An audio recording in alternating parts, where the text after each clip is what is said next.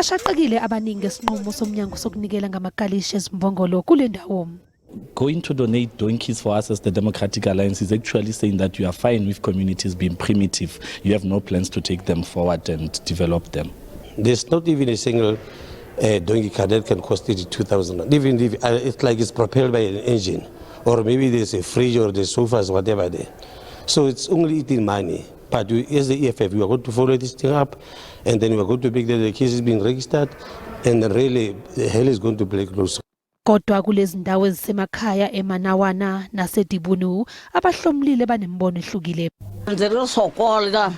Uthi bekunzima ukuya emgwaqeni omkhulu, uthi manje leli kalishi lizokwazi ukubayisa lapho befuna ukuya khona. Uthi manje akekho ozothwala amanzi ngekhanda.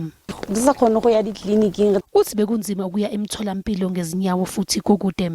Uthi izingane kwesinye isikhathi aziye esikoleni ngoba amabhasi akakwazi ukuhamba emgwaqeni onodaka.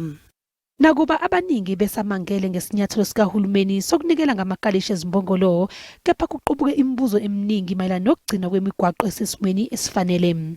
Animal drone cars were identified as one of the intervention areas to improve access to health care, education, social services and economic opportunities in rural areas. As part of the contract with the department, the service provider will maintain and fix the cars for the next 3 years at no cost to the owners. Lesinyathelo sihambisana nomthetho wezokuthutha emhlabeni, i-National Land Transport Act.